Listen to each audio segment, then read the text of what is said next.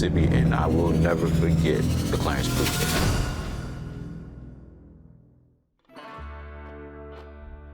I grew up in Yazoo City, Mississippi, which is about 26 miles from Chula, which is my place of work. My father was in the club business, and when I was younger, I remember the sheriff came by and wanted to, he was gonna either have to close down or, give him a little payment, under the table or whatever, or stand open to keep the, what we call down here in the South, we keep the folks off of you, which means law enforcement. Because I witnessed the corruption growing up, it actually made me want to join, the police department even more because, like I said, you can't do anything about it from the outside. I did 14 years in the Marine Corps. I knew my dad was on his deathbed and I wanted to be with him. So I came home and he died about a month after I got back home, after I got out of the Marine Corps. So I made it just in time. I could have probably done a lot of other jobs with the background that the Marine Corps gave me, but I think that my best fit was to be in law enforcement. My wife, she moved back about a week and a half before I did. Since our first date, we haven't spent a day apart. We've been together ever since. We got married Friday the 13th. Go figure. It wasn't my idea, it was her idea. I don't know. I'm not superstitious, but at the same time, I don't want to take any chances. That was actually the first vacation I've had. Come from a relaxing honeymoon to a murder case is, as they say, it's just a part of the job. But with that being my first, it didn't sit well with me that night.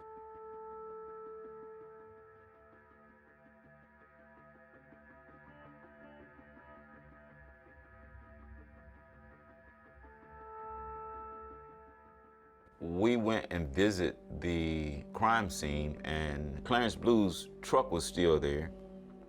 His wheelchair was still on the ground.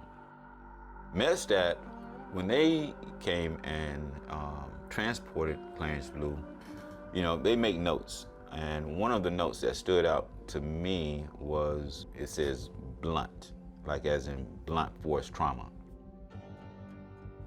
The sheriff calls me and tells me that he's sending over the coroner's report.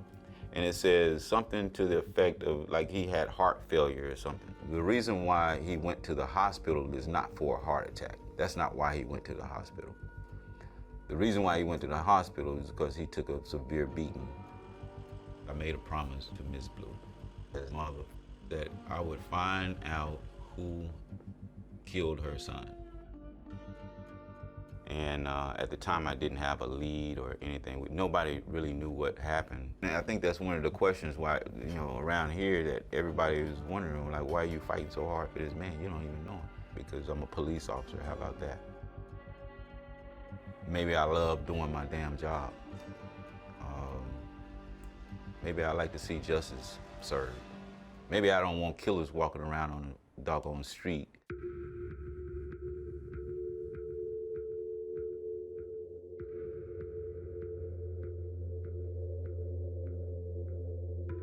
I immediately went ahead and started bringing him in for questioning. And of course, we always go after the weakest one of the group, which actually worked. And eventually he admitted to basically everything that happened with the Clarence Blue case. They was going around checking for cars that might be open. And they would steal people's phones, if they had some nice shades or, a tablet or something. But Clarence Blue was actually sitting in his car, and then so it turned from a vehicular type theft to a murder case, which is why I charged him with second-degree murder the first time. I testified that I had a wheelchair that was full of blood. I had pictures of the vehicle that was full of blood, a parking lot full of blood. The man's jeans, they beat him out of his jeans. And this is where I start getting pissed off, because I would have never thought that the judge, after knowing that I had a full confession, that he would say that I didn't have enough evidence. That charge got dismissed in court. I just couldn't let it go. The second time, I charged him with aggravated assault on a vulnerable adult, which carries almost the same sentence. The assistant DA, he basically threw the case. This is not, an actual trial. It's just enough to see if the jurors would be willing to have a trial based on the evidence that I had, but they never got a chance to see the confession. Even though I know I solved the case, justice wasn't quite done. Nobody is doing time for Clarence Blue's murder. It's kind of hard to go through something like this, and you try not to take it home, but you can't get around not thinking about this. It's become so important to me because of how Miss Blue, I'm pretty sure every day she thinks about her son. And the Blue family they got a nice, huge family, so you're looking at a lot of broken hearts. Somebody has to be their champion. I've never met Clarence Blue. I don't know Clarence Blue. I just know him through death and, Miss Blue. Sometimes I take the long way and come through Chula to stop by and see Miss Blue. I'll probably go by there this afternoon. Hopefully she cooked. I love doing my job. I know it's dangerous, and I don't mind sticking my neck out for, the public and, people that need me. But at the end of the day, my main objective is to make it home to wife and kids, hopefully without any bullet holes or knife wounds or black eyes or broken teeth. I don't care where you go, you really don't make enough money to be a police officer. So if you don't love this job, it's not gonna work out well for you.